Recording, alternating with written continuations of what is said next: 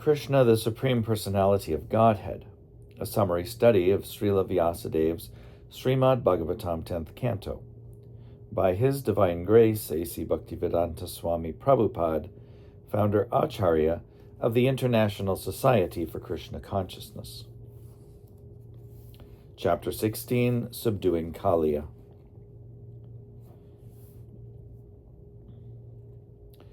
When he understood that the water of the Jamuna was being polluted by the black serpent Kaliya, Lord Krishna took action against him and made him leave the Jamuna and go elsewhere, and thus the water became purified.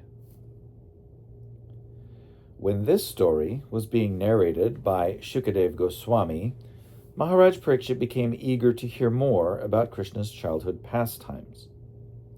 He inquired from Shukadev Goswami how Krishna chastised Kaliya, who had been living in the water for many years. Actually, Maharaj Parikshit was becoming more and more enthusiastic to hear the transcendental pastimes of Krishna, and his inquiry was made with great interest. Shukadev Goswami narrated the story as follows. Within the river Jamuna, there was a great lake, and in that lake the black serpent Kaliya used to live. Because of his poison, the whole area was so contaminated that it emanated a poisonous vapor 24 hours a day. If a bird happened to even pass over the spot, it would immediately die and fall down into the water. Due to the poisonous effect of the Jamuna's vapors, the trees and grass near the bank of the Jamuna had all dried up. Lord Krishna saw the effect of the great serpent's poison.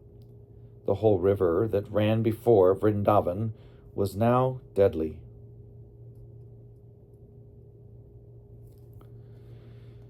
Krishna, who advented himself just to kill all undesirable elements in the world, immediately climbed up into a big kadamba tree on the bank of the Jamuna. The kadamba is a tree bearing round yellow flowers that is generally seen only in the Vrindavan area. After climbing to the top of the tree, he tightened his belt cloth and, slapping his arms just like a wrestler, jumped into the midst of the poisonous lake. The kadamba tree from which Krishna jumped was the only tree there which was not dead. Some commentators say that, due to being touched by the lotus feet of Krishna, the tree immediately became alive. In some other Puranas, it is stated that Garuda, the eternal carrier of Vishnu, knew that Krishna would take this action in the future, and so he put some nectar on this tree to preserve it. When Lord Krishna jumped into the water, the river overflooded its banks to a distance of 100 yards, as if something very large had fallen into it. This exhibition of Krishna's strength is not at all uncommon, because he is the reservoir of all strength. When Krishna was swimming about, just like a great, strong elephant, he made a tumultuous sound, which the great black serpent Kaliya could hear. The tumult was intolerable for him, and he could understand that this was an attempt to attack his home. Therefore, he immediately came before Krishna. Kaliya saw that Krishna was indeed worth seeing, because his body was so beautiful and delicate. Its color resembled that of a cloud, and his feet resembled lotus flowers. He was decorated with Sri Vatsa, jewels, and yellow garments. He was smiling with a beautiful face and playing in the river Jamuna with great strength. But in spite of Krishna's beautiful features, Kaliya felt great anger within his heart, and thus he grabbed Krishna with his mighty coils. Seeing the incredible way in which Krishna was enveloped in the coils of the serpent, The affectionate cowherd boys and other inhabitants of Vrindavan immediately became stunned out of fear. They had dedicated everything to Krishna, their lives, property, affection, activities. Everything was for Krishna. And when they saw him in that condition, they became overwhelmed with fear and fell down on the ground. All the cows, bulls, and small calves became overwhelmed with grief, and they began to look at him with great anxiety. Out of fear, they could only cry in agony and stand erect on the bank, unable to help their beloved Krishna. While this scene was taking place on the bank of the Jamuna, there were ill omens manifest. The earth trembled, meteors fell from the sky, and the left side of men's bodies shivered. All these are indications of great immediate danger. Observing the inauspicious signs, the cowherd men, including Maharaj Nanda, became very anxious out of fear. At the same time, they were informed that Krishna had gone to the pasturing ground without his elder brother Balaram. As soon as Nanda and Yashoda and the cowherd men heard this news, they became even more anxious. Out of their great affection for Krishna and being unaware of the extent of his potencies, they became overwhelmed with grief and anxiety because they had nothing dearer than Krishna, and because they had dedicated their everything, life, property, affection, mind, and activities, to Krishna. Because of their great attachment for Krishna, they thought, "Today Krishna is surely going to be vanquished."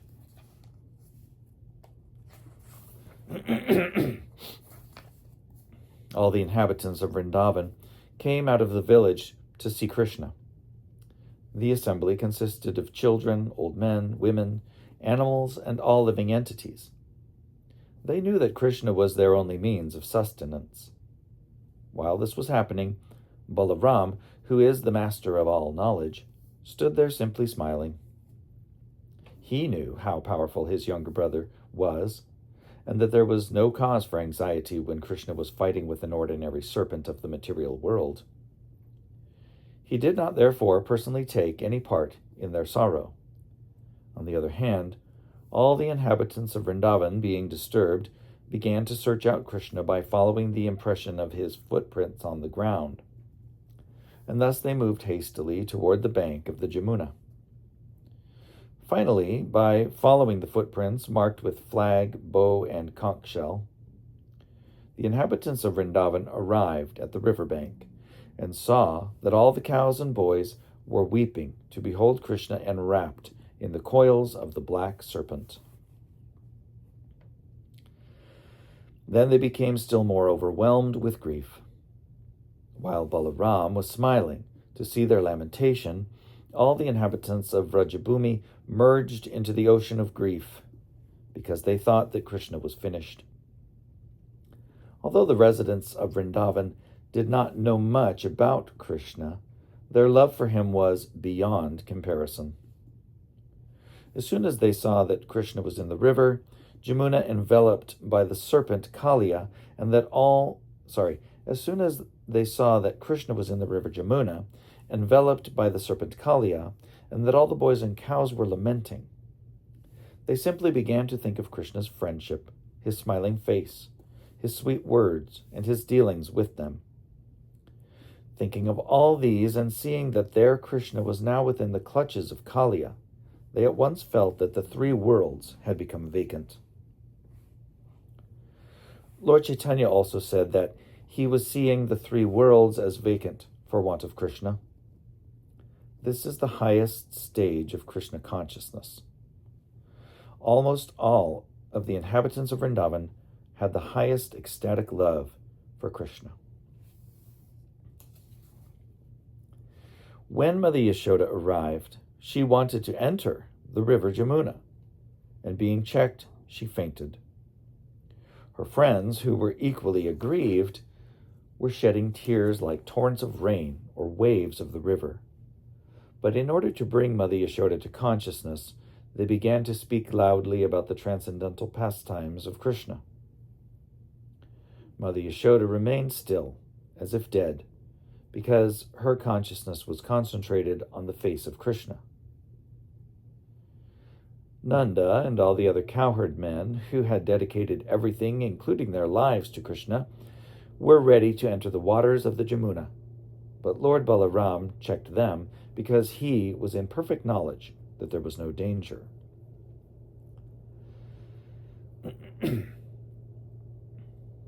For 2 hours, Krishna remained like an ordinary child gripped in the coils of Kaliya.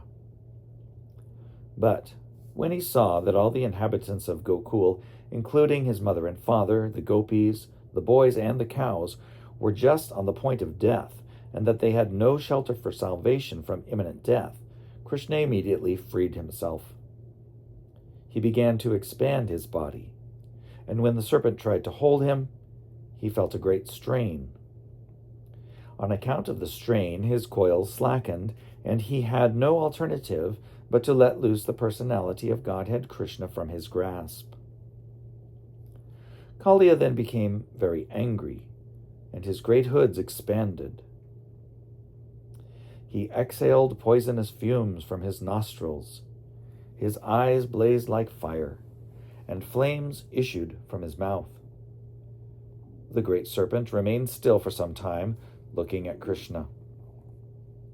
Licking his lips with bifurcated tongues, the serpent looked at Krishna with double hoods, and his eyesight was full of poison.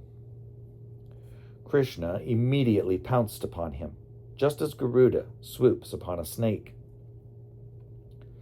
Thus attacked, Kaliya looked for an opportunity to bite him. But Krishna moved around him. As Krishna and Kaliya moved in a circle, the serpent gradually became fatigued, and his strength seemed to diminish considerably. Krishna immediately pressed down the serpent's hoods and jumped up on them. The Lord's lotus feet became tinged with red from the rays of the jewels on the snake's hoods. Then he who is the original artist of all fine arts, such as dancing, began to dance upon the hoods of the serpent, although they were moving to and fro. And there's a plate for this.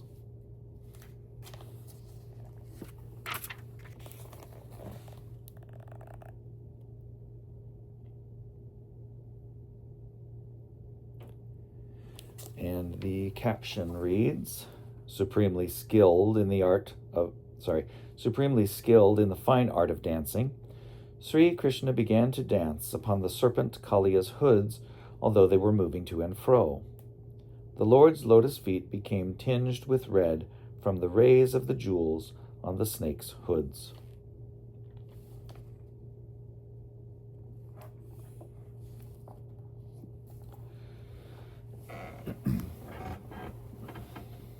Upon seeing this, the denizens of the upper planets showered flowers, beat drums, played different types of flutes, and sang various prayers and songs. In this way, all the denizens of heaven, such as the Gandharvas, Siddhas, and demigods, became very much pleased. While Krishna was dancing on his hoods, Kaliya tried to push him down with some of his other hoods. Kaliya had about 100 hoods, but Krishna took control of them.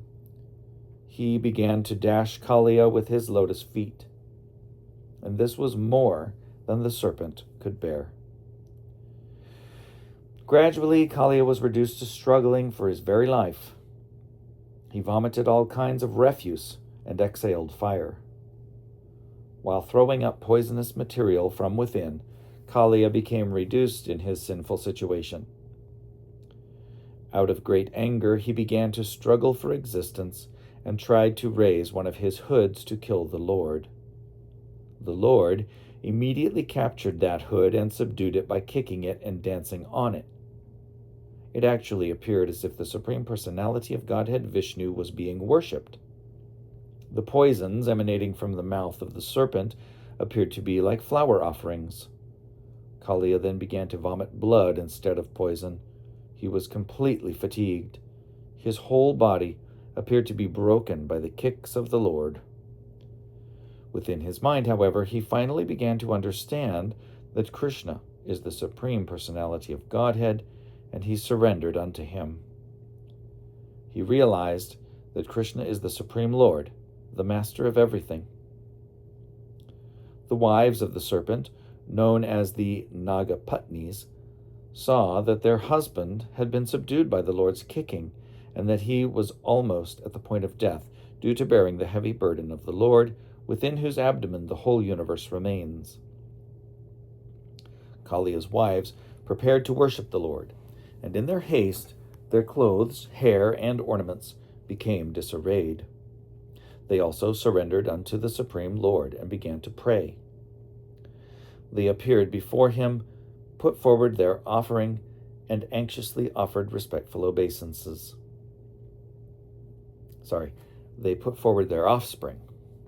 They appeared before him, put forward their offspring, and anxiously offered respectful obeisances, falling down on the bank of the Jamuna. The Nagapatnis knew that Krishna is the shelter of all surrendered souls, and they desired to release their husband from the impending danger by pleasing the Lord with their prayers. The Nagapatnis began to offer their prayers as follows, quote, "O dear Lord, you are equal to everyone. For you there is no distinction between your sons, friends, or enemies. Therefore the punishment which you have so kindly offered to Kaliya is exactly befitting. O Lord, you have descended especially for the purpose of annihilating all kinds of disturbing elements within the world, and because you are the absolute truth, there is no difference between your mercy and your punishment. We think, therefore, that this apparent punishment of Kaliya is actually some benediction. We consider that your punishment is your great mercy upon us, because when you punish someone, it is to be understood that the reactions of his sinful activities are eradicated. It is already clear that this creature, appearing in the body of a serpent, must have been overburdened with all kinds of sin. Otherwise, how could he have the body of a serpent? Your dancing on his hoods has reduced all the sinful results of actions caused by his having this body of a serpent. It is therefore very auspicious that you have become angry and have punished him in this way. We are very much astonished to see how you have become so much pleased with this serpent, who evidently performed various religious activities in his past lives that pleased everyone. He must have undergone all kinds of penances and austerities, humbly honored others, and executed universal welfare activities for all living creatures." Unquote. The Nagapatnis confirm that one cannot come in contact with Krishna without having executed pious activities in devotional service in his previous lives. As Lord Chaitanya advised in his Shikshastika, one has to execute devotional service by humbly chanting the Hare Krishna mantra, thinking oneself lower than the straw in the street, and not expecting honor for himself, but offering all kinds of honor to others.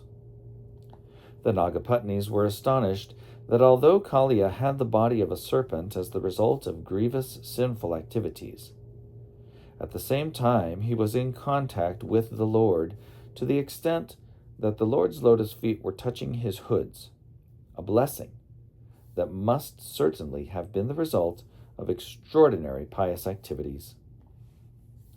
These two contradictory facts astonished them.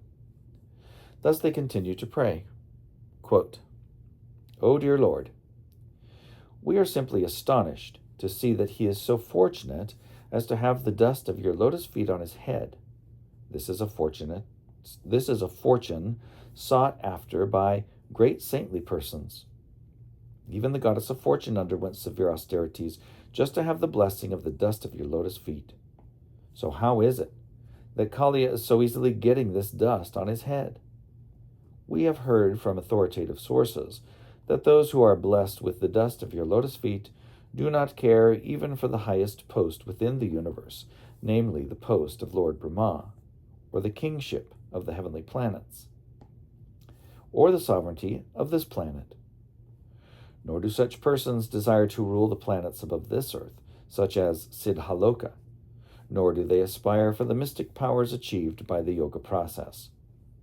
Nor do the pure devotees aspire for liberation by becoming one with you, our dear Lord.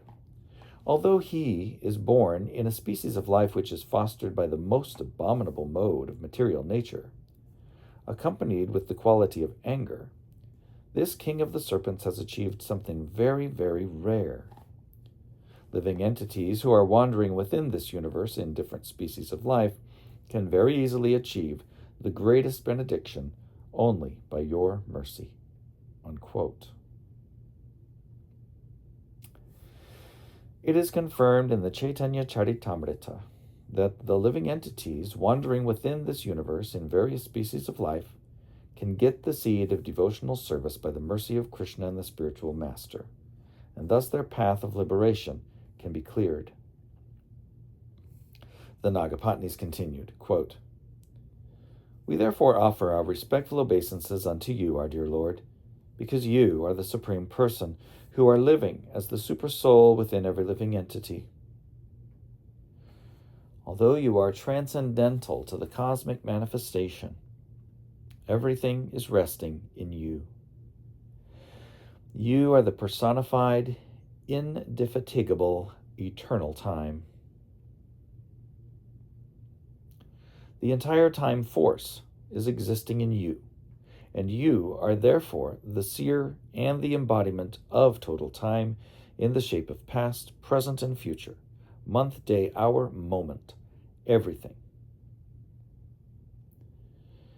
In other words, O Lord, you can see perfectly all the activities happening in every moment, in every hour, in every day, in every month, in every year, past, present, and future. You are yourself the universal form, and yet you are different from this universe. You are simultaneously one with and different from the universe. We therefore offer our respectful obeisances unto you. You are yourself the whole universe, and yet you are the creator of the whole universe. You are the superintendent and maintainer of this whole universe, and you are its original cause. Although you are present within this universe by your three qualitative incarnations, Brahma, Vishnu, and Maheshwar, you are transcendental to the material creation. Although you are the cause of the appearance of all kinds of living entities, their senses, their lives, their minds, their intelligence, you are to be realized by your internal energy.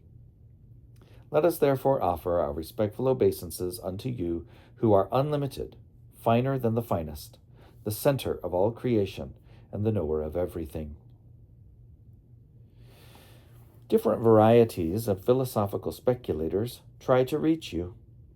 You are the ultimate goal of all philosophical efforts, and it is actually only you who are described by all philosophies and by different kinds of doctrines.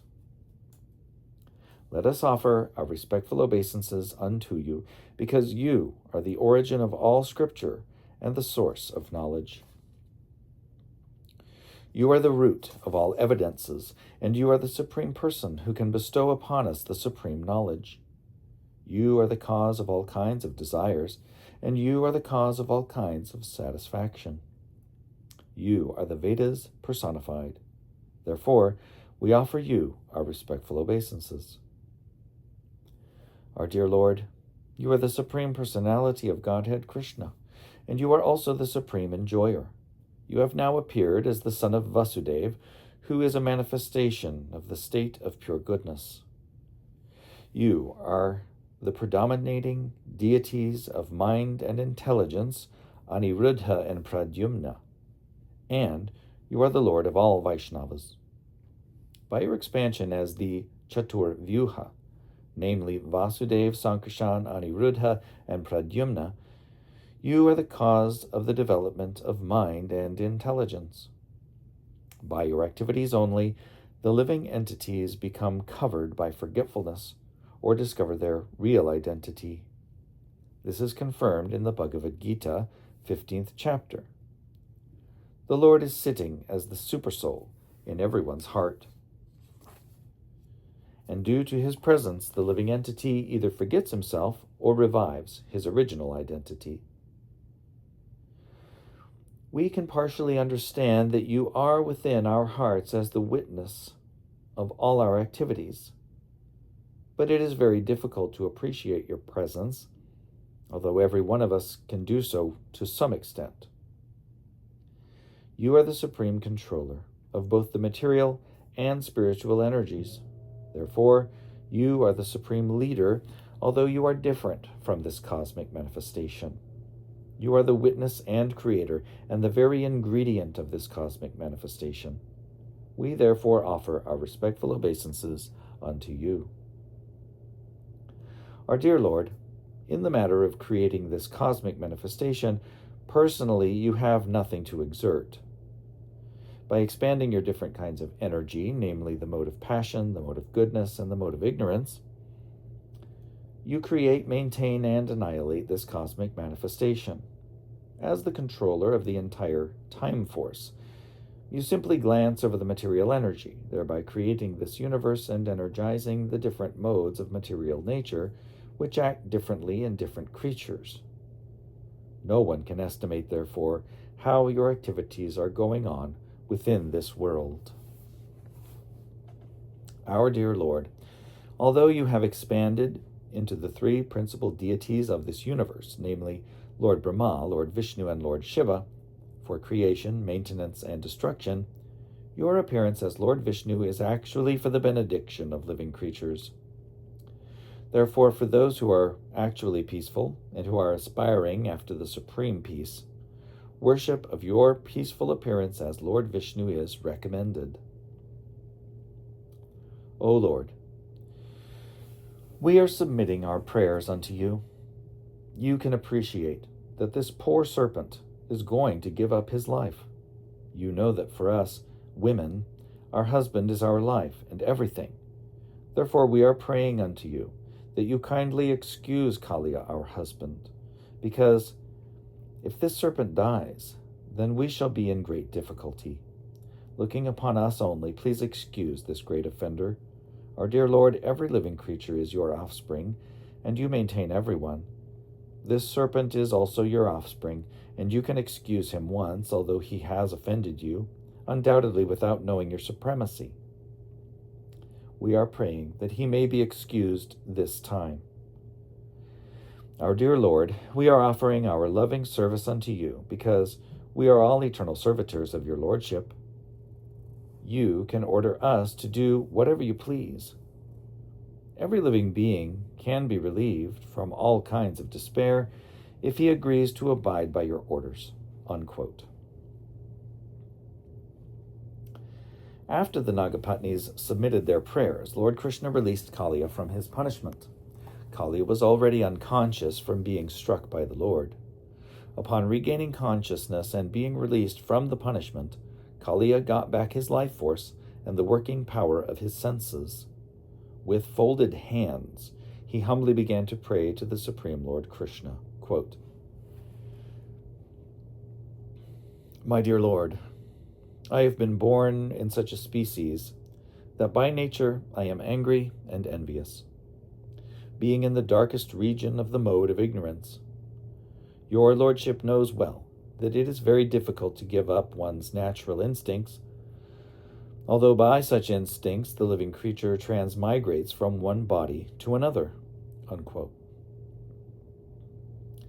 It is confirmed in the Bhagavad Gita that it is very difficult to get out of the clutches of material nature. But if anyone surrenders unto the Supreme Personality of Godhead Krishna, the modes of material nature can no longer act on him.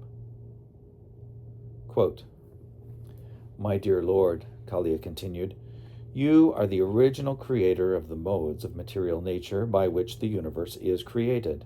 You are the cause of the different kinds of mentality possessed by living creatures, by which they have obtained different varieties of bodies. My dear Lord, I am born as a serpent. Therefore, by natural instinct, I am very angry. How is it then possible to give up my acquired nature without your mercy? It is very difficult to get out of the clutches of your Maya. By your Maya, we remain enslaved. My dear Lord, kindly excuse me for my inevitable material tendencies. I surrender unto you. Now you can punish me or save me as you desire." Unquote. After hearing this, the Supreme Personality of Godhead, who was acting as a small human child, ordered the serpent thus, quote, "You must immediately leave this place and go to the ocean. Leave without delay. You can take with you all your offspring, wives, and everything that you possess. Don't pollute the waters of the Jamuna. Let it be drunk by my cows and cowherd boys without hindrance." Unquote. The Lord then declared that the order given to the Kaliya snake be recited and heard by everyone, so that no one need fear Kaliya any longer. Anyone who hears the narration of the Kaliya serpent and his punishment will need fear no more the envious activities of snakes. The Lord also declared, quote, "If one takes a bath in the Kaliya lake, where my cowherd boyfriends and I have bathed, or if one fasts for a day and offers oblations to the forefathers from the water of this lake, he will be relieved from all kinds of sinful reactions." Unquote. The Lord also assured Kaliya, quote, "You came here out of fear of Garuda, who wanted to eat you in the beautiful land by the ocean. Now, after seeing the marks where I have touched your head with my lotus feet, Garuda will not disturb you." Unquote. The Lord was pleased with Kaliya and his wives. Immediately after hearing his order, the snake and his wives began to worship him with great offerings of nice garments, flowers, garlands, jewels, ornaments, sandal pulp, lotus flowers, and nice eatable fruits. In this way they pleased the master of Garuda, of whom they were very much afraid. Then, obeying the orders of Lord Krishna, all of them left the lake within the Jamuna. Thus ends the Bhaktivedanta purport of the 16th chapter of Krishna, Subduing Kaliya.